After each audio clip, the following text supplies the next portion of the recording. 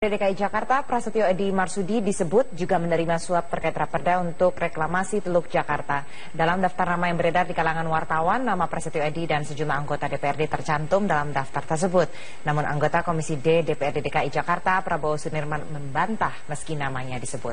Anggota Komisi D DPRD DKI Jakarta dari fraksi Gerindra, Prabowo Sunirman, mengaku tidak dapat membantah ataupun membenarkan daftar nama anggota DPRD penerima suap yang beredar di kalangan media. Menurutnya, penerima dana gratifikasi yang masuk dalam daftar bisa saja benar, mengingat pembahasan raperda terkait reklamasi banyak melibatkan pengusaha besar dengan anggota Balegda DPRD DKI. Namun Prabowo menepis tudingan ia menerima dana gratifikasi tersebut karena ia bukan merupakan anggota Balegda DPRD DKI. Dari daftar nama yang beredar, anggota yang disebut diantaranya Ketua DPRD DKI Jakarta, Prasetyo Edy Marsudi, yang disebut menerima dana gratifikasi untuk pelesiran ke Amerika, serta Muhammad Taufik yang juga disebut menggunakan dana gratifikasi raperda untuk wisata ke Amerika. Secara tegas saya katakan saya tidak pernah menerima, dan kemudian secara tegas saya katakan saya bukan anggota Balegda. Tapi apakah ada indikasi bahwa sebenarnya anggota Balegda atau dari komisi? Ya, saya tidak bisa mengatakan iya dan tidak, tapi praktiknya ya yang dekat dengan itu kan biasanya yang membahas biasanya. Jadi bisa saja bagaimana? Bisa saja. Tapi yang jelas di dalam daftar nama itu ada nama saya, dan secara tegas saya katakan saya tidak pernah menerima satu perak pun. Jika memang ada indikasi seperti itu, saya akan mundur. Bahkan saya dimiskinkan kalau perlu. Kami akan kembali sesaat lagi dengan informasi teman-teman. Sementara itu, Gubernur DKI Jakarta menganggap tidak aneh dengan tertangkapnya anggota DPRD DKI Jakarta M. Sanusi dalam operasi tangkap tangan KPK. Ahok menilai Sanusi tidak pernah melaporkan harta kekayaannya, dan juga Sanusi diketahui selalu bergaya hidup mewah. Hidupnya mewah aja, jam tangannya miliaran, jadi ketemu mobilnya miliaran semua mobil yang kelas atas dia punya. Ya saya nggak tahu, mungkin dia orang kaya kali. Ya. Berapa penghasilannya, gaya hidupnya. Jadi nggak usah banyak ngomong gitu loh. Nah sekarang LHKP-nya kagak lapor, gimana coba? Kamu cek aja tuh Sanusi sama Taufik lapor LHKPN nggak? Kagak, naik S-Class, Range Rover, Jaguar. Ya kan, Alphard tuh ada kelas atas lah. Mercy yang V-Class, ya susah kita ngomong. Hari ini akan segera merilis informasi mengenai operasi tangkap tangan yang mereka lakukan kemarin yang melibatkan anggota DPRD DKI Jakarta. Kami langsung bergabung bersama rekan-rekan kami, ada Syahzawi Sastro dari Gedung KPK Jakarta dan Laila Zahra dari Gedung DPRD Jakarta. Saya akan ke Syahza terlebih dahulu. Syahza, setelah merilis informasi kasus PTBA yang merupakan BUMN, kapan KPK akan merilis informasi tangkap tangan yang melibatkan anggota DPRD DKI Jakarta? Ya, Zakia, tadi memang pada konferensi pers yang tadi pagi dilakukan, memang pimpinan KPK Agus Raharjo menyatakan bahwa nanti sore rencananya akan dilakukan kembali konferensi pers ini terkait dengan operasi tangkap tangan yang dilakukan malam tadi yang telah mengamankan satu orang Ketua Komisi D DPRD DKI Jakarta Muhammad Sanusi. Memang Muhammad Sanusi ini tadi malam diamankan oleh KPK bersama dengan juga mobil mewahnya, yaitu dengan merek Jaguar dan beberapa dokumen yang diduga ini memang merupakan untuk dilakukannya penyelidikan lebih lanjut. Namun hingga saat ini kami belum mengetahui kasus apa yang membelit Ketua Komisi D DPRD DKI Jakarta ini, maksud kami Muhammad Sanusi. Dan Muhammad Sanusi ini merupakan anggota fraksi Partai Gerindra yang berada di DPRD DKI Jakarta, dan Muhammad Sanusi ini masuk dalam daftar bakal calon gubernur dari Partai Gerindra. Dan selain itu juga informasi ditahannya Muhammad Sanusi telah dibenarkan oleh istrinya dan juga rekan-rekannya dari Partai Gerindra. Dan diketahui juga Sanusi ini hingga saat ini belum menyerahkan laporan harta kekayaannya kepada Komisi Pemberantasan Korupsi. Dan kami masih terus menunggu, Zakia, bagaimana keterangan resmi terkait operasi tangkap tangan yang membelit lagi-lagi membelit anggota Dewan Perwakilan Rakyat ini. Zakia. Syaza, dari informasi yang beredar dan juga yang bisa Anda himpun di sana, siapa saja yang terlibat dalam kasus ini?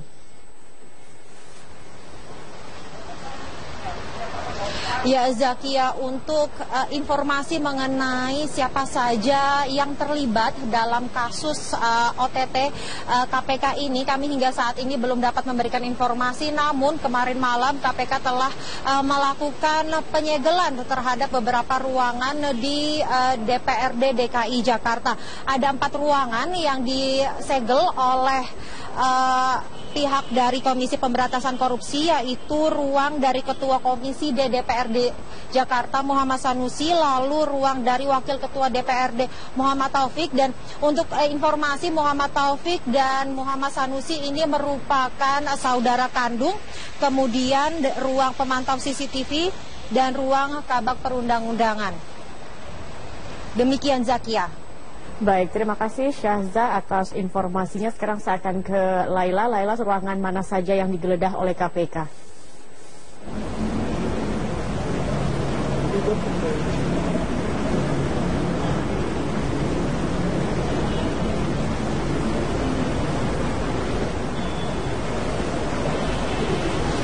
Ya, Zakia dan Robert, pasca ditangkapnya Ketua Komisi D DPRD DKI Jakarta Muhammad Sanusi oleh KPK melalui operasi tangkap tangan kemarin malam, KPK melakukan penyegelan terhadap sejumlah ruang kerja di DPRD DKI Jakarta. Ada 4 ruang yang disegel oleh KPK, yaitu ruang Ketua Komisi D DPRD DKI Jakarta Muhammad Sanusi yang terletak di lantai 1, ruang kabak perundang-undangan sekretariat DPRD yang terletak di lantai 5, ruang kerja Wakil Ketua DPRD DKI Jakarta dari fraksi Gerindra yaitu Muhammad Taufik, ya ini kakak kandung dari Muhammad Sanusi, di lantai 9, dan ruang kontrol CCTV.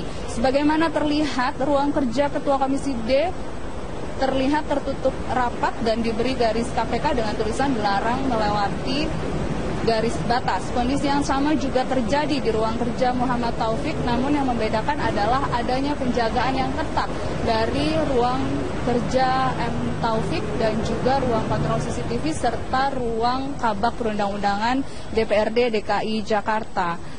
Tidak ada aktivitas tetap berjalan seperti biasanya di gedung DPRD DKI Jakarta, tidak ada yang berbeda dari hari biasanya. Zakia dan Robert. Iya, Laila, dengan adanya penggeledahan ini apakah mengganggu aktivitas Dewan di sana?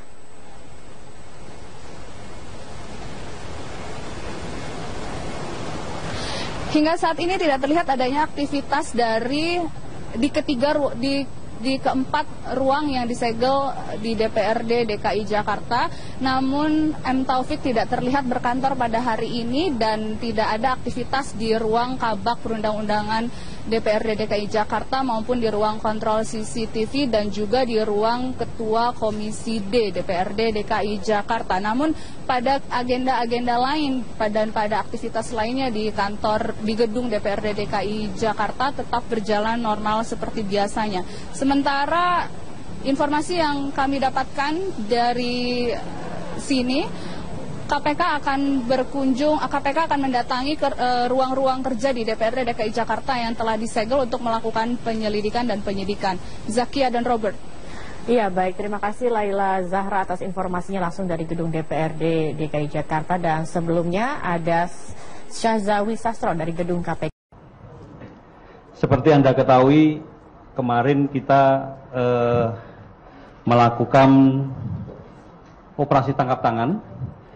Pagi ini kita khusus untuk yang kejadian pagi, karena kita diburu oleh tenggat waktu yang 24 jam kita harus sudah mengeluarkan sprindiknya.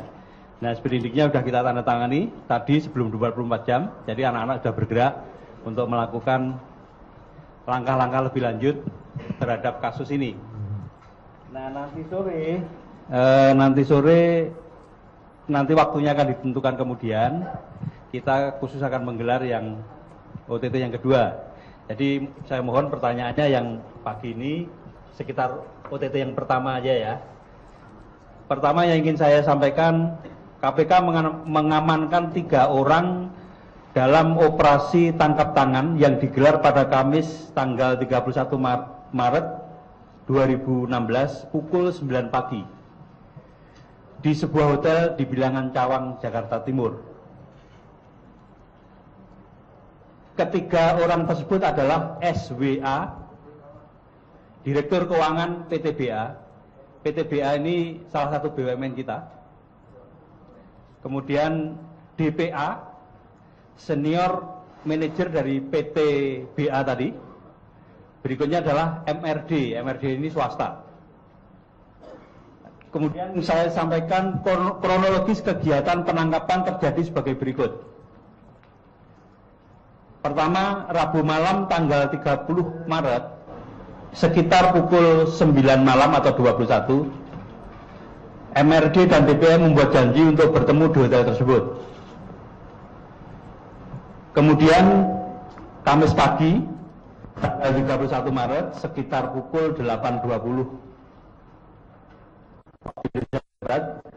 mereka bertemu di hotel yang sudah dijanjikan tadi. Saat terjadi penyerahan dari DPA ke MRD dilakukan di lantai 1 toilet pria. Setelah penyerahan, keduanya keluar dari hotel dan kembali ke mobil masing-masing.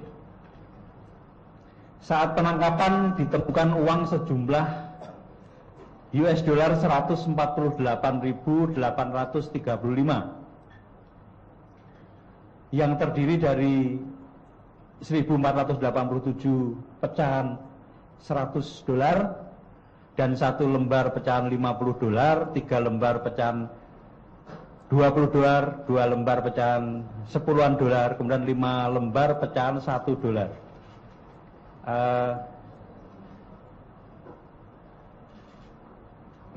Kemudian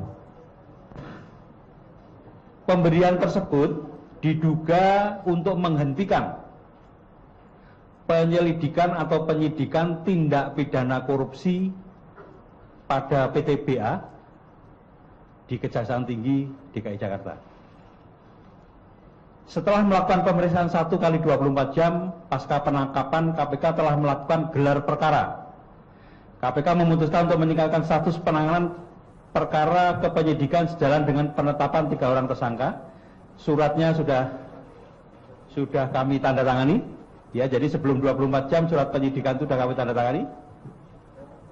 Nah, ini adalah bukti yang kita dapatkan pada waktu penyerahan itu. Mungkin ditampilkan aja, Dik. Setelah ini atau saya lanjutkan dulu ya? Iya, Pak, saya lanjutkan dulu. Nah,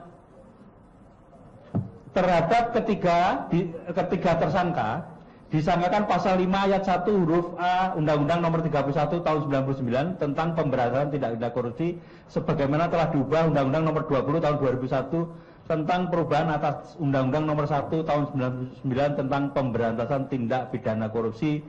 Jo pasal 55 ayat 1 ke 1 KUHP pidana atau pasal 5 ayat 1 huruf A Undang-Undang Nomor 1 Tahun 99 sebagaimana telah diubah dengan Undang-Undang Nomor 20 Tahun 2001 tentang perubahan atas Undang-Undang 31 Jo pasal 55 ayat 1 ke 1 Jo pasal 53 ayat 1 KUHP pidana.